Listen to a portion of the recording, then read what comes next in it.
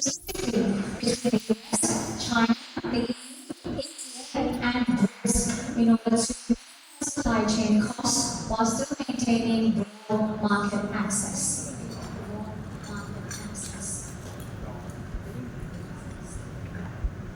Of course, ASEAN should aim to have good relations with all of these groupings, with the EU, with the United States, with China, with RCEP and so forth.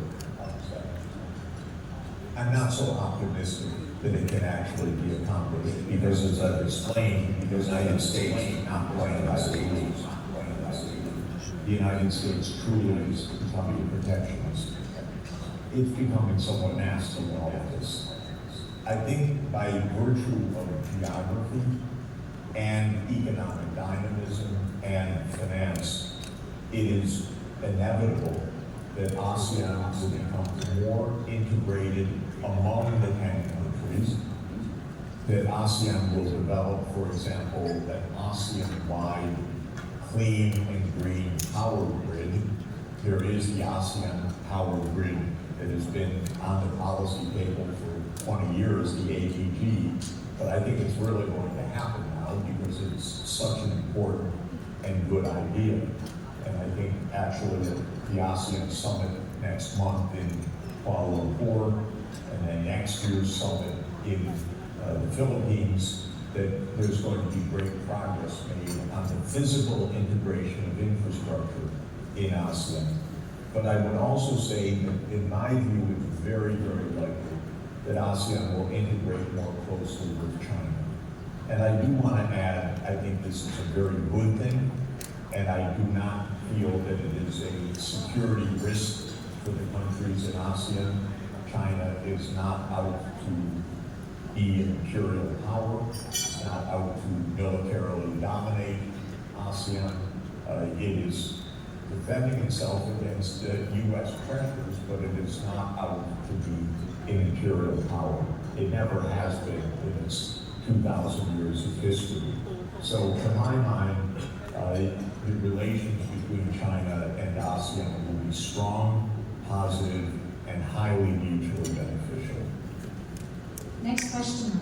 If you had to identify 3 immediate priorities for ASEAN to succeed in the green and digital twin transition, what would they be? Thank you for asking. The first, and I can't stress this enough, is the quality of education of all the young people in ASEAN. By far, the most important investment in any country, economically, not just morally or socially, but economically, is the quality of the math, the reading, the science skills of young people. And this is one of the superlatives of your East Asian neighbors. If you look at, if you look at Singapore, Vietnam, Taiwan, Hong Kong, Korea, Japan, they're at the top of the list in science and reading and math scores for 15-year-olds. Thailand's somewhere in the middle.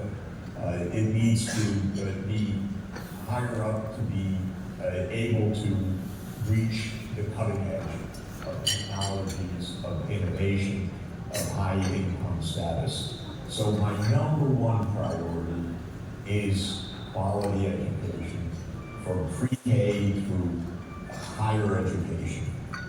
Number 2 is the transformation of the economies to green and digital economies, as I've said, because this is the necessary direction of change for the world economy. And the third is political integration within the region to make it possible for there to be the trust and the operational efficiency of region-wide infrastructure. That requires a lot of trust to make a power grid that extends from Vietnam through Myanmar and Brunei, covering the 10 countries of ASEAN. But this should really be done. And that trust actually should extend at least through the RCEP 15 countries. And again, I want to bring India into this because then you got it all in terms of scale, dynamism, growth potential, integration of technology. But this regional integration is really important, and that's a political process that should be given the utmost prioritization. From priorities now to future plans, looking ahead to 2030 to 2035, what new structures of growth should Southeast Asia prioritize to ensure inclusive and sustainable development in a multipolar world? We see the transformations taking place in the green economy, for example. China has become, through intense competition and very hard work, the world's leader in electric vehicles. This is actually rather remarkable. But now China will dominate electric vehicles. But where will they be produced? I hope they're going to be produced in Bangkok. I hope they're going to be produced in Kuala Lumpur. I hope they're going to be produced throughout Indonesia, in Vietnam, and so forth. In other words, I think that part of regional integration will be to become the world production center of these technologies that the world absolutely needs now. This is true in transport, especially electric vehicles. It's true in shipping, as I mentioned. There will be a major transformation of shipbuilding to hydrogen-based fuels as opposed to the current petroleum-based fuels of shipping. That's, again, ecologically necessary. There will be a lot of work to do to build out an integrated power grid in ASEAN that can convey green electrons long distances. So there's a lot of infrastructure building to be done. There's a lot of building of fast rail, which is a wonderful technology. China has completed its 50,000 kilometer of fast rail. I'm still waiting for the first kilometer of fast rail in the United States, by the way. Amtrak keeps promising it, but it hasn't arrived yet. But this means fast rail throughout the ASEAN region as well, which will be a major boost for trade, for tourism, because you're one of the most beautiful places in the world, if not the most beautiful. So people need to be able to move around to the tourist destinations, and that means fast rail will certainly play a major role in that.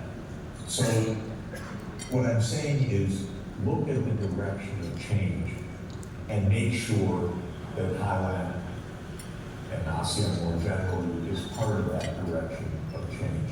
The United States is doing the opposite right now. It's so strange that Trump is basically saying, I don't believe in climate change.